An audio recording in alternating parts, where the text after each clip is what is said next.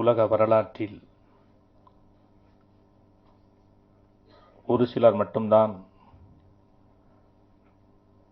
சரித்திரத்தை உருவாக்குகிறார்கள், ஒரு சிலர் சரித்திரத்தில் இடம்பெறுகிறார்கள்.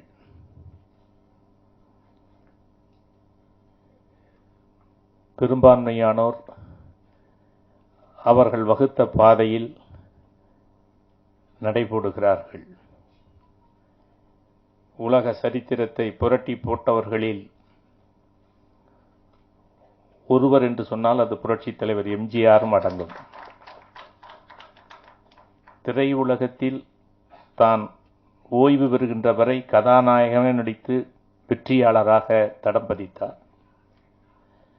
அரசியலில் அவர் முதலமைச்சராக பதவியேற்றதற்கு பிறகு முதலமைச்சராகவே மறைந்தார். இந்த வரலாறு உலகத்தில் வேறு யாருக்குமே கிடையாது.